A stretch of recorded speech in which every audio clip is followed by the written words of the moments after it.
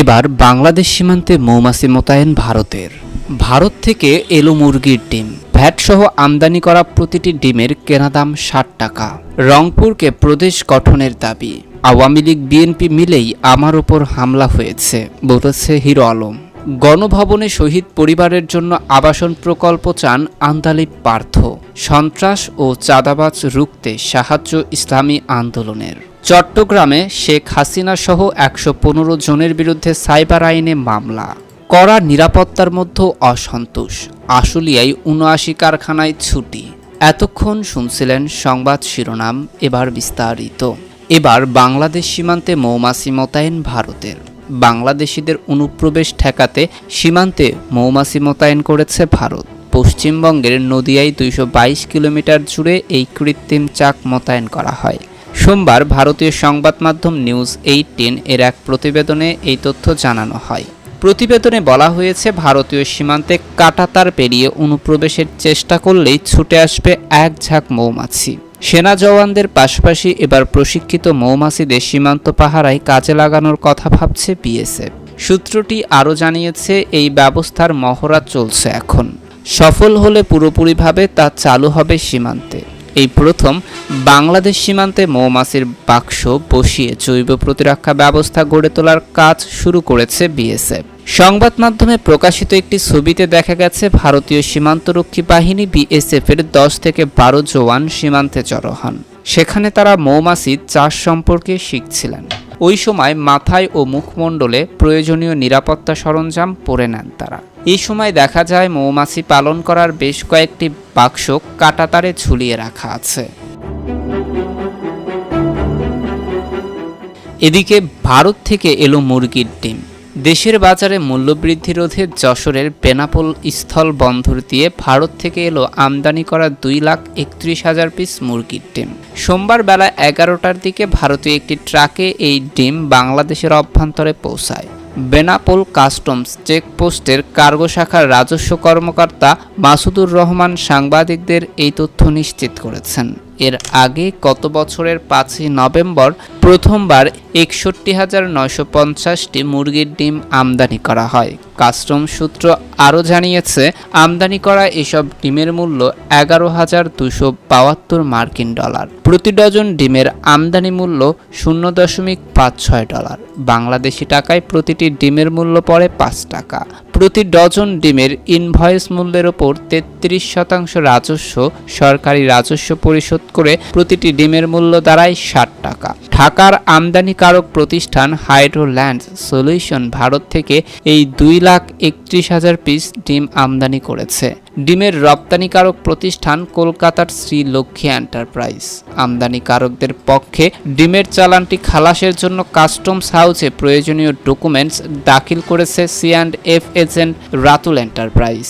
বেনাপোল প্রাণী সম্পদ অধিদপ্তরের কর্মকর্তা ডাক্তার বিনয় কৃষ্ণ মণ্ডল ডিমের পরীক্ষণ সম্পর্কে বলেন, সংশ্লিষ্ট আমদানিকারীদেরকে কাগজপত্র পেয়েছি। এখানে ডিম পরীক্ষার কোনো যন্ত্রপাতি নেই। ভারতীয় সার্টিফিকেটের উপর ভিত্তি করে এখান থেকে ডিমের ক্লিয়ারেন্স দেওয়া হবে।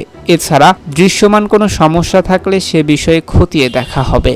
বেনাপোল কাস্টমস হাউসের উপকমিশনার ওথেলো চৌধুরী বলেন, ডিমের চালানটি গতকাল সন্ধ্যায় বেনাপোল বন্দরে প্রবেশ করেছে।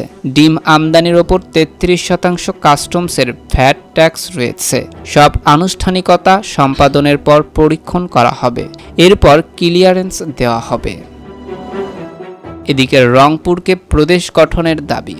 রংপুর প্রদেশ সহ রাষ্ট্র কাঠামো সংস্কার ও নতুন সংবিধান প্রণয়নের দাবিতে রংপুরে জাতীয় সমাজতান্ত্রিক দলের সমাবেশ অনুষ্ঠিত হয়। সোমবার সকালে রংপুর প্রেস ক্লাব চত্বরে জেএসডি রংপুর জেলা ও মহানগর শাখার আয়োজনে এই সমাবেশ অনুষ্ঠিত হয়। জেএসডি রংপুর জেলা শাখার সভাপতি মোহাম্মদ আমিন উদ্দিনের সভাপতিত্বে বক্তব্য রাখেন জেএসডির রংপুর জেলা শাখার সাধারণ সম্পাদক ডক্টর সাদেক জিহাদি, মহানগর সভাপতি সাদিকুর রহমান, সাধারণ সম্পাদক এবিএম মশিউর রহমান, সার্জেন্ট আতিয়ার রহমান, রাষ্ট্র সংস্কার আন্দোলনের জেলা সমন্বয়ক অধ্যাপক চিনু কবির, বিভাগীয় সমন্বয়ক অ্যাডভোকেট রায়হান কবির, নাগরিক ঐক্য জেলা সদস্য সচিব শাহ মোহাম্মদ রহমাতুল্লাহ, গণসংহতি আন্দোলনের জেলা সমন্বয়ক তৌহিদুর রহমান প্রমুখ।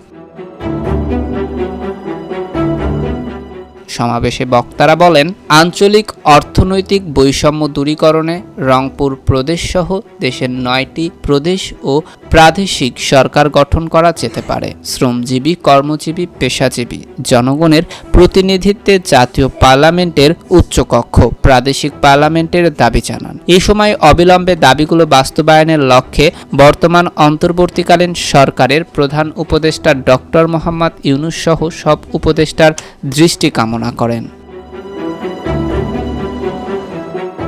এদিকে আওয়ামী লীগ বিএনপি মিলেই আমার উপর হামলা করেছে বলল হিরো আলম। বগুড়ার আলোচিত ইউটিউবার আশরাফুল আলম ওরফে হিরো আলম বলেছেন, আওয়ামী লীগ বিএনপি মিলেই আমাকে মারধর করেছে। আগামী 2-1 দিনের মধ্যে মামলা করব।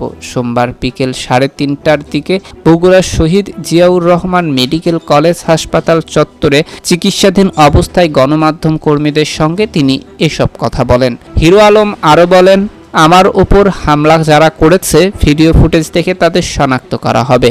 সব মিলিয়ে 8 জন এ ঘটনার সঙ্গে জড়িত। এর মধ্যে বিএনপি থেকে বহিষ্কৃত নেতা ও আওয়ামী লীগের লোকজন ছিল।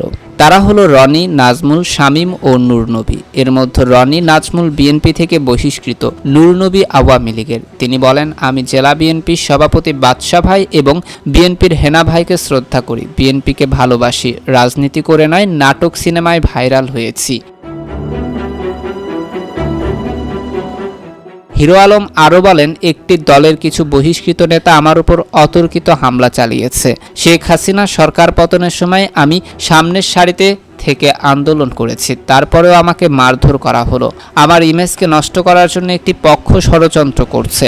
উল্লেখ্য, রোববার বগুড়ার চিফ জুডিশিয়াল ম্যাজিস্ট্রেট আদালতে হিরো আলম 2018 সালে জাতীয় সংসদ নির্বাচনে বগুড়া 4 কাহালু নন্দীগ্রাম আসনে প্রচারণার সময় মারধর এবং 2023 সালের 1 ফেব্রুয়ারি একই আসনে উপনির্বাচনে কারচুপির অভিযোগ এনে মামলা করেন। মামলায় ওবায়দুল কাদের, বগুড়া 4 আসনের সাবেক সংসদ সদস্য রেজাউল করিম তাসনিম এবং সাবেক প্রধান নির্বাচন কমিশনার কাজী হাবিবুল আউয়ালকে আসামি করা হয়। এদিকে গণভবনে শহীদ পরিবারের জন্য আবাসন প্রকল্প চান আন্দালিব পার্থ। কোটা সংস্কার ও পরবর্তীতে বৈষম্য বিরোধী আন্দোলনে অংশ নিয়ে গত জুলাই-আগস্টে প্রাণ হারিয়েছে অন্তত 631 জন ছাত্র জনতা।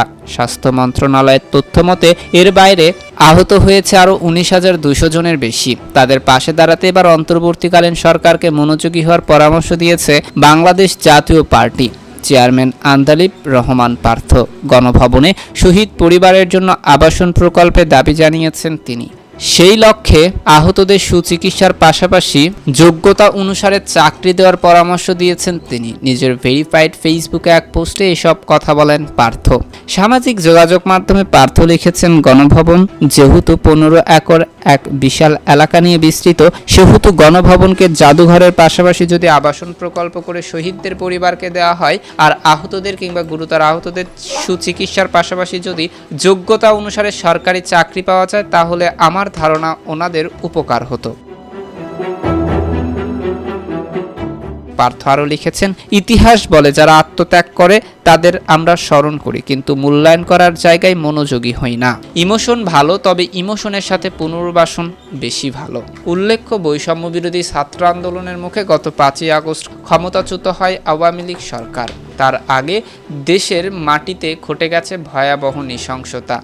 যেই নৃশংসতায় প্রাণ হারিয়েছে অন্তত 631 জন ছাত্র জনতা, যাদের স্মৃতি রক্ষার্থে গণভবনকে জাদুঘর তৈরির পরিকল্পনার ঘোষণা দিয়েছে অন্তর্বর্তীকালীন সরকার।